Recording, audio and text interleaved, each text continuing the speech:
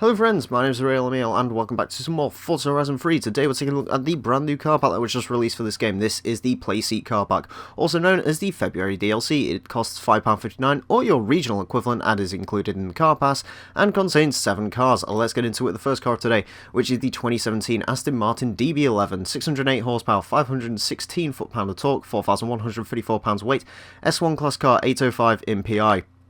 So this is really the first generation of the new Aston Martins, if you will, that are going to feature turbocharged engines, revised styling and so on. Ultimately, I'm not really a fan of the DB11. I don't really like the way it looks. I think it looks kind of cool from the front, but from the back, I don't like it. I don't like the idea of turbocharging Aston Martins either. It isn't really my thing. That being said, I'm happy it's in the game because it means at least I get to experience the DB11, but ultimately it's a car I don't really like and I do genuinely fear for Aston Martin's future. Next up, we got the 2016 Cadillac ATS-V, 464 horsepower, 444 foot-pound of torque, 3,700 pounds of weight, A-class car, 728 MPI. The ATS, I do like modern Cadillacs actually, and I do like the ATS. The problem I've got with it in this game is they've gone with the Coupe, and for whatever reason, I just don't like Cadillac coupes. They cannot design coupes. Admittedly, this doesn't look as bad as the ATS-V coupe that was already in the game, but it's still not a particularly good looking car. That being said, again, it's another car I'm excited to drive at least because it is sort of the baby Cadillac sports saloon, so I'm interested to see what it's like. Next up, we got the 1985 HDT VK Commodore Group A, 263 horsepower, 308 foot-pound of torque, 2,954 pounds of weight, C-class car, 579 MPI. Yes, I get it, it's another Australian car in the game. Yeah, we've already got loads and loads and loads of Holdens, but honestly, this is one of my favourite ones that have been added to the game. I really like the way this thing looks. It sort of looks like a Cavalier with massive wide eyes and it has wonderful blue paint on it. I am interested to drive it, certainly, although I do think at this point, you know, we have got a few too many Commodores and stuff. Oh boy, this is the 2016 Honda Civic Type R, 306 horsepower, 285 foot-pound of torque, 3,047 pounds of weight, A-class car, 713 MPI. This is my highlight of the pack. This is a car I've wanted in Forza since Forza Motorsport 6. I made a Dream DLC video way back when, and this is one of the cars that was featured in it. I am super excited to get out there and drive this car. I just absolutely adore the 2016 Civic Type R. Why, you may ask? Well, for me, it's sort of the last bastion of the true ultimate crazy hot hatch, I think, because we're all switching to four-wheel drive now.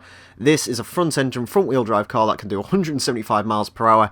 It's absolutely insane. I cannot wait to get out and drive this thing and give my impressions on it. Yeah, super excited about this car. I don't think I've been this excited about a car in a car pack since the Koenigsegg 1-1 for Forza Motorsport 6, so yeah, super happy to finally see this in the game. Next up, we got another Honda. This is the 1970 Honda S800. It has 70 horsepower, 48 foot-pound of torque, 1,565 pounds of weight, D-class car, 229 MPI.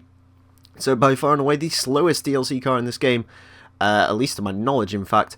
Yeah, the S800, it's a pretty cool little car. It does look cool. I think it would be a really good handling vehicle. I'm certainly interested to build this thing up to, say, D-class, maybe even C-class, and see what it's like. I can imagine it's a really good handling vehicle.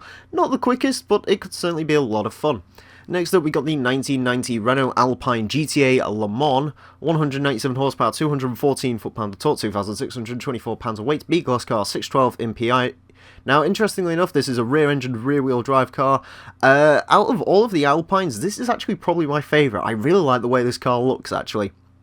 It is a cool-looking car, kind of almost DeLorean in design, and that really isn't by accident. Yeah, it's a cool car. I'm excited to see it here. And finally, a bit of a weird one now. 2016 Vauxhall Corsa VXR, 202 horsepower, 206 foot-pound of torque, 2,851 pounds of weight, C-class car, 589 MPI. Yeah, it's a Corsa. Now, you'd be expecting me to absolutely blast this thing to hell. I hate the Vauxhall Corsa with every fibre of my being. Gotta say, though, I actually kind of sort of like the 5th gen Corsa. I like the way it looks, and I'm kind of excited to have a play around with the VXR. I feel dirty for saying that, but yeah, I'm actually kind of excited this car's in the game. I know, crazy. Overall thoughts on the pack though, this is a really solid car pack. This might be one of the best ones we've had for this game so far. Certainly it ticks all the boxes for me. You know, it has a car which I've always wanted, which is Civic Type R. It has sort of cars that I want to try out. All of these cars I'm going to drive. You know, like with the last few car packs, you've had sort of a bit of a mixed bag. You know, some cars I'm really excited for, other cars I'm not.